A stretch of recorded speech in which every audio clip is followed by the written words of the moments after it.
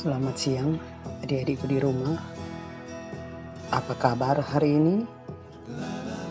Ibu berharap kita semua dalam keadaan sehat, diberkati Tuhan yang Maha Esa.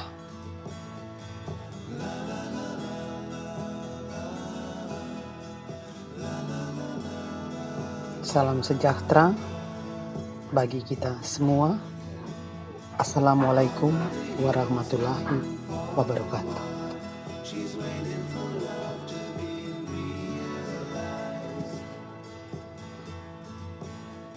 Sebelum kita lanjut dengan pembelajaran kita hari ini lewat mata pelajaran PPKN kelas 9, mari kita berdoa menurut agama dan kepercayaan kita masing-masing. Berdoa mulai.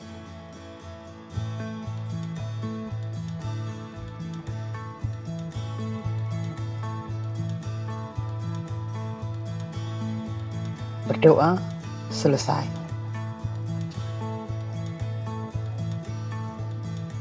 Kita akan belajar materi PPKN kelas 9 dengan materi yang akan kita bahas di siang ini adalah pokok pikiran pembukaan Undang-Undang Dasar Negara Republik Indonesia tahun 1945.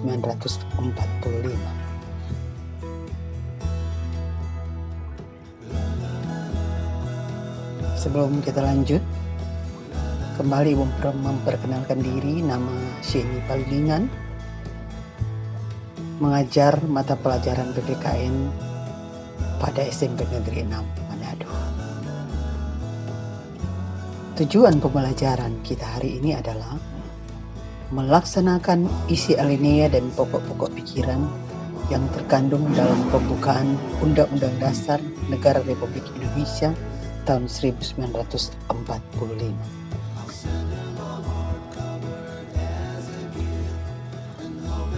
Yang pertama yang akan kita bahas adalah hakikat pokok-pokok pikiran pembukaan Undang-Undang Dasar Negara Republik Indonesia tahun 1945.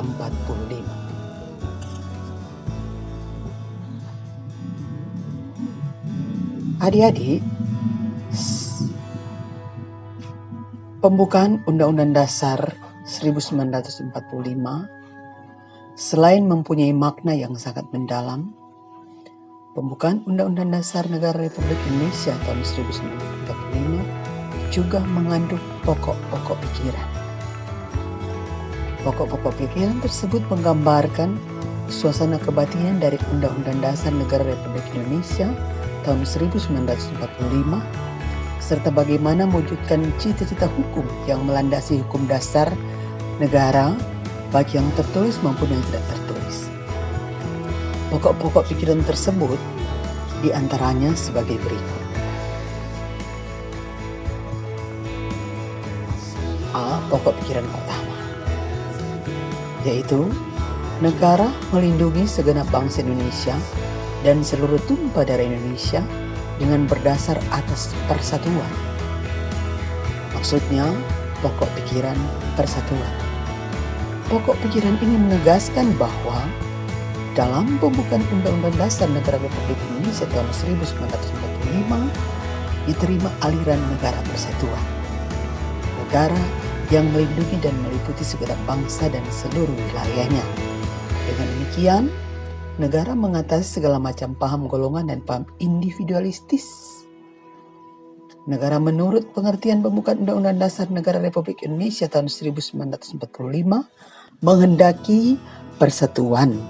Dengan kata lain, penyelenggara negara dan setiap warga negara wajib mengutamakan kepentingan negara di atas kepentingan golongan atau individu. Pokok pikiran kedua, negara hendak mewujudkan keadilan sosial bagi seluruh rakyat Indonesia. Artinya, pokok pikiran keadilan sosial. Pokok pikiran ini menempatkan suatu tujuan atau cita-cita yang ingin dicapai dalam pembukaan Undang-Undang Dasar Negara Republik Indonesia tahun 1945, serta merupakan satu kausa finalis atau sebab tujuan. Dengan demikian, penyelenggara negara dapat menentukan jalan serta aturan yang harus dilaksanakan menurut Undang-Undang Dasar untuk mencapai tujuan memajukan kesejahteraan umum yang berkeadilan.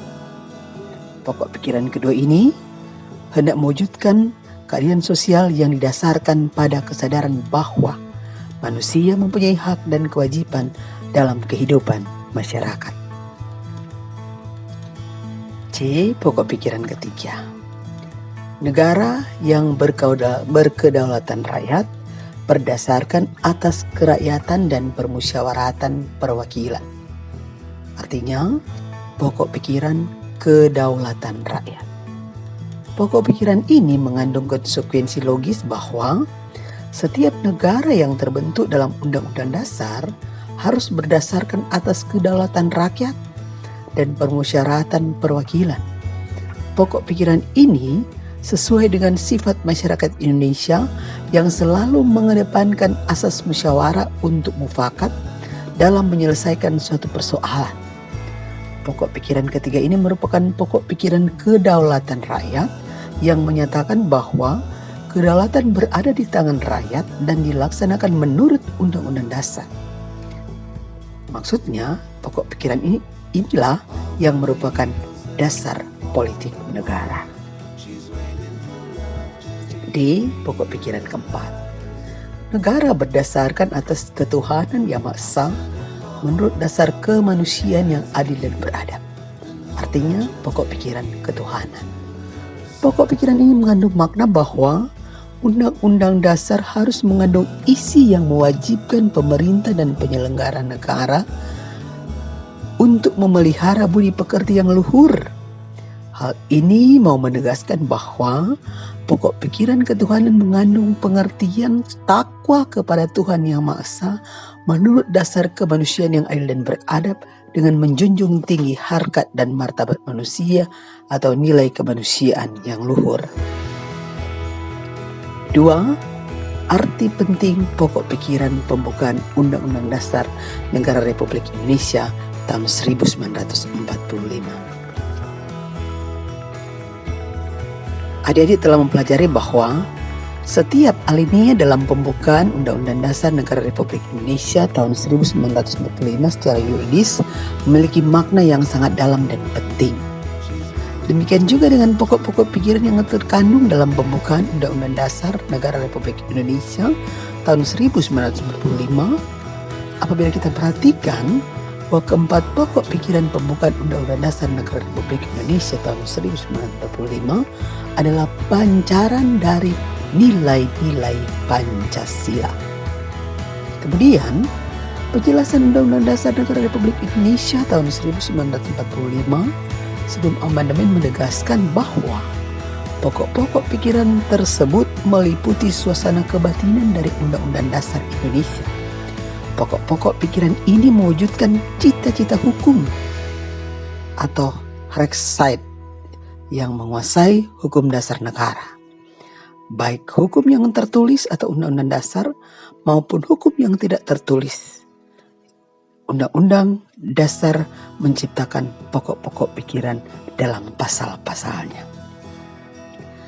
Berdasarkan pengertian ini, dapat kita simpulkan bahwa pokok pikiran yang terkandung dalam pembukaan Undang-Undang Dasar Negara Republik Indonesia tahun 1945 adalah sumber hukum tertinggi di Indonesia.